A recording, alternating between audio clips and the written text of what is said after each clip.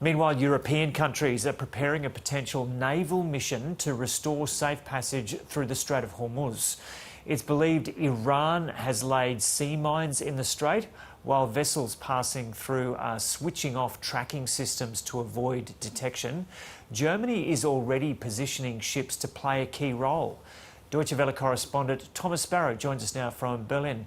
Thomas, hi. So what would a German or broader European mission in the Strait of Hormuz actually look like?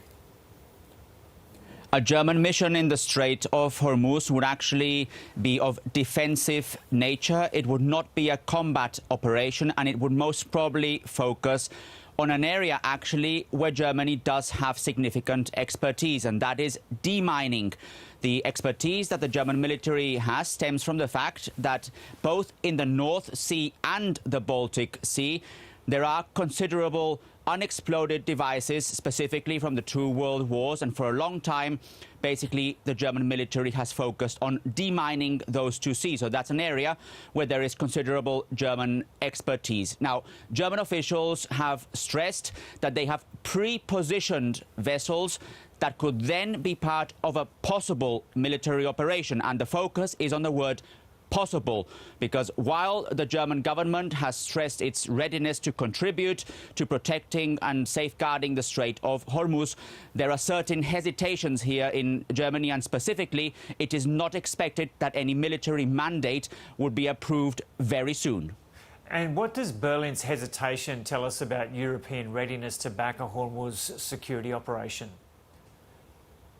The hesitation is based, on the one hand, on the fact that German and European officials believe that that is not a war that they started, and as such, they do not want to be involved in any kind of open-end conflict or open-end war. However, at the same time, there is an understanding in Germany and more broadly in Europe that Europe is being affected by the impact of the war in Iran, and specifically when it comes to the economy here in Germany and the broader economies in the European Union. And that's why European Union countries, specifically countries like Germany, France, and also more broadly the United Kingdom, have also indicated their intention to play a role when it comes to securing the Strait of Hormuz. But the hesitation, specifically from the German perspective, is that on the one hand, the German government wants to see whether any kind of agreement is actually lasting, whether any kind of agreement between the US and Iran is actually long-standing.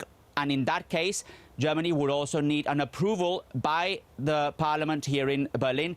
Any military operation overseas that Germany participates in must first have an approval by the German parliament, and that is something that needs some time and that will very likely not happen before the summer recess here in Germany.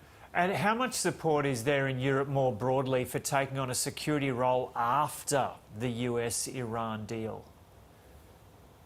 This is actually interesting. There was a survey released only a few days here, commissioned by one of Germany's public broadcasters, ZDF. And in that survey, most Germans said they did not believe that an agreement between the US and Iran could last very long. In other words, they were not very hopeful that it could be lasting. However, when they asked if there were a lasting ceasefire, if they believed that in that case Germany should play a military role, for example, when it comes to demining, also a majority of Germans said they did support that idea of Germany participating in that kind of military operation with a defensive nature, and obviously cooperating with other European countries.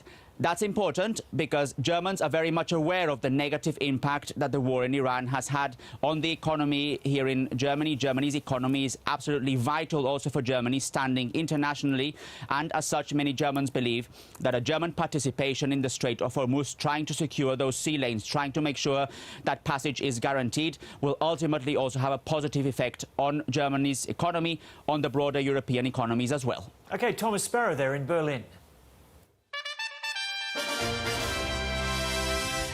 This is ABC News. The top stories. Bird flu has been detected in South Australia, marking the country's third confirmed case of the deadly H5 strain. It was recorded in a giant petrel on the Fleurieu Peninsula. 2 birds are confirmed to have had the disease near the town of Esperance on WA's south coast, and another suspected case 700 kilometres away near Dunsborough.